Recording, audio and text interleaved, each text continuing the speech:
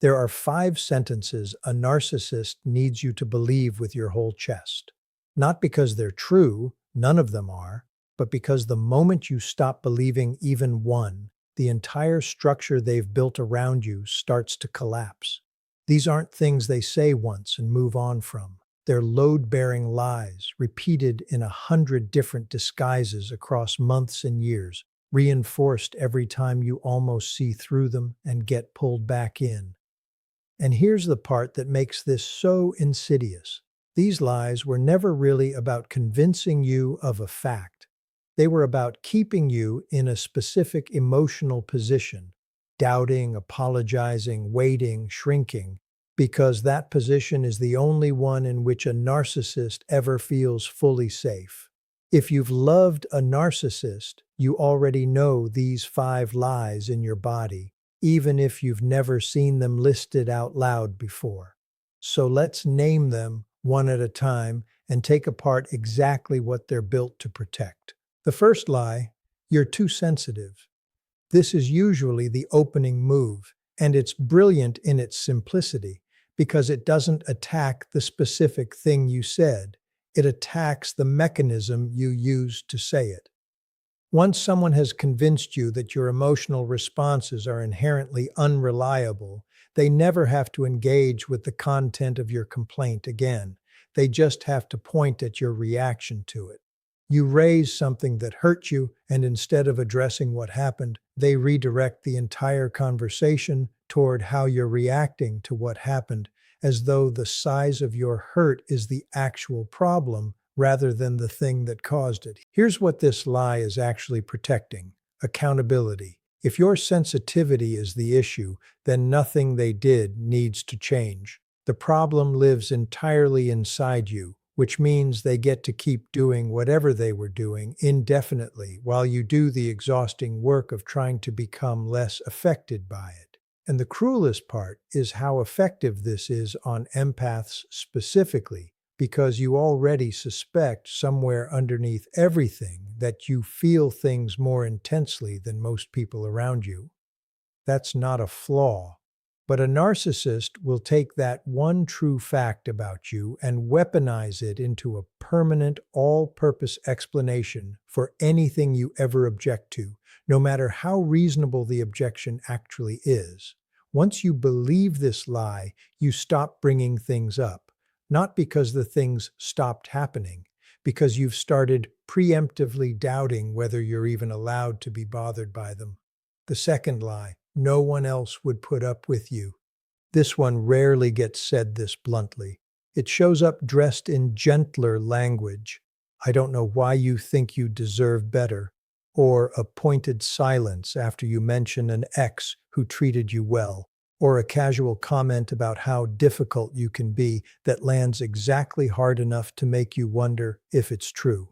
But underneath every version of it is the same core message: you are lucky to be tolerated. Your value in this relationship is conditional, precarious, and dependent entirely on their continued willingness to stay. What this lie protects is your dependency. A person who believes they are difficult to love stays. A person who believes they are inherently hard to be around doesn't leave to go test the market, because the fear of confirming that belief, of trying to find something better and discovering that this really was as good as it gets, is more painful than staying somewhere that hurts but is at least familiar. This is one of the oldest tricks in the entire playbook because it doesn't require the narcissist to be constantly cruel. It only requires them to plant the seed once, early, and then let your own insecurity do the maintenance work for them, unpaid, indefinitely. The third lie: I only act this way because of what happened to me. This is the lie that turns you into their therapist instead of their partner. And it's one of the hardest to see clearly because there's usually a kernel of real pain underneath it. Many narcissists genuinely were hurt at some point by someone or something that shaped how they relate to intimacy now. That part isn't necessarily fabricated. What's fabricated is the conclusion drawn from it, that their past pain is a permanent, valid excuse for present-day harm, and that your job as the person who loves them is to absorb the consequences of a wound you didn't create and were never responsible for healing. This lie protects them from ever having to separate explanation from excuse. Explanation says, here's why I struggle with this, and here's what I'm doing to work on it so it doesn't keep costing you. Excuse says, here's why I struggle with this, so you need to keep absorbing the cost indefinitely because asking me to change would be cruel given what I've been through. A narcissist relies on you never noticing the difference between those two things because the moment you do, you stop offering unconditional patience and start asking a very reasonable question instead. What exactly are you doing about it? The fourth lie. You're remembering it wrong. This is the lie that doesn't just protect a single incident, it protects their entire relationship with reality. Once someone can successfully convince you that your memory of specific events is unreliable, they gain something far more valuable than winning any individual argument. They gain permanent authority over what actually happened in every conversation for the rest of the relationship. You stop trusting your own recollection of a fight, a promise, a comment that stung. You start keeping notes, screenshots, timestamps, not because you're paranoid, but because you've been slowly, methodically taught that your own memory needs outside verification before it's allowed to count as real. What this lie protects, more than anything else on this list, is the narcissist's ability to rewrite the story of the relationship in real time, continuously, without ever being caught doing it. If you can't trust what you remember, you can't hold them accountable to a pattern, because a pattern requires memory that stretches further back than the current conversation. Every time this lie lands, you lose a little more of your own timeline. And a person who has lost their own timeline is remarkably easy to keep in place. The fifth lie, if you really loved me, you'd understand. This is the lie that closes the loop on all the others because it reframes every reasonable boundary you try to set as evidence of insufficient love. Need space? You don't really love them. Ask them to stop doing something that hurts you? You don't really love them. Want an apology that includes actual change instead of just words? You must not really love them, or you'd already understand why that's asking too much.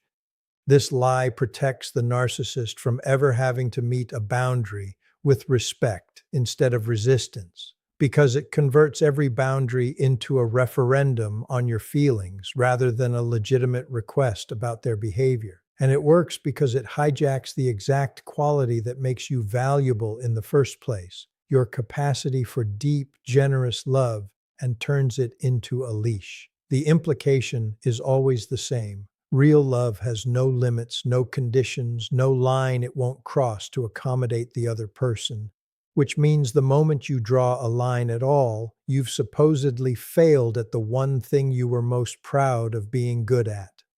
5 lies. 5 different angles, all aimed at the exact same target, keeping you doubting, apologizing, and shrinking so that they never have to do the one thing their entire identity was built to avoid. That's the word sitting underneath every single one of these 5 lies, the common thread connecting them even though they look on the surface like 5 unrelated tactics. Every one of them exists to protect a narcissist from the same terrifying prospect, having to become someone different than who they currently are, in response to genuine feedback from someone who loves them. That's it. That's the whole architecture. 5 different doors, all leading back to the same locked room. And here's what's genuinely worth understanding, because it changes how you experience these lies once you can see the pattern clearly instead of encountering them one exhausting instance at a time. They're not improvised, not usually, not consciously in the calculated way you might picture a villain plotting, but they are consistent, repeated, refined over time through simple trial and error, the same way anyone gets better at anything they practice enough. A narcissist learns, often without ever articulating it explicitly even to themselves, which phrases make you back down fastest, which ones produce an apology from you instead of a demand from them, which ones reliably end an uncomfortable conversation in their favor. And once something works, it gets used again. Not because they sat down and designed a 5-point strategy, but because these particular lies are so effective, so nearly universal in how they land on empathetic, self-doubting people, that narcissists across completely different backgrounds, completely different personalities, completely different relationships somehow arrive at nearly identical scripts. This is why so many people who've left narcissists describe an eerie sense of recognition when they finally talk to someone else who's been through it. The specific phrases, the specific timing, the specific way an apology always seemed to come with an asterisk attached. It's not a coincidence, and it's not because narcissists are coordinating with each other. It's because these 5 lies work on a specific vulnerability that has nothing to do with you individually and everything to do with how empathy, unprotected by boundaries, responds to pressure. The lies aren't customized to you. You were simply standing in the specific spot where they're guaranteed to land. Now, here's where this gets genuinely useful, because recognizing the pattern is only the first half of what actually changes anything. The second half is understanding exactly why each lie stops working the moment you stop supplying the one ingredient it depends on to function. Take the first lie. You're too sensitive. This lie requires you to keep engaging with it as though it's a legitimate diagnosis of your character rather than a deflection technique. The moment you stop debating whether you're too sensitive and start simply restating the original issue, "I'm not here to discuss how I feel about it, I'm here to talk about what happened," the lie loses its function completely. It was never actually an argument you could win by proving you weren't sensitive enough or too sensitive or exactly the right amount of sensitive. It was a trap door, and the only way to disarm a trap door is to stop standing on it. Take the second lie. No one else would put up with you. This one depends entirely on you believing your worth is scarce, contingent, at risk of running out if you're not careful. It cannot survive contact with genuine, internally sourced self-worth, which is exactly why narcissists work so hard, usually very early in a relationship, to erode whatever self-worth you walked in with before you have the stability to question a claim like this one out loud. The antidote isn't arguing back, insisting you're actually great, listing your good qualities in the middle of a fight. The antidote is simply no longer needing their validation to know it's true, which means the lie has nothing left to attach to. Take the third lie. I only act this way because of what happened to me. This lie depends on you conflating compassion with obligation, believing that understanding someone's pain requires you to accept unlimited consequences from it. The moment you can hold both at once, genuine compassion for what they went through and a completely separate, firm expectation that they take responsibility for managing it instead of unloading it onto you, the lie stops working because it was never built to survive that particular combination. It only works on people who believe compassion and boundaries are mutually exclusive.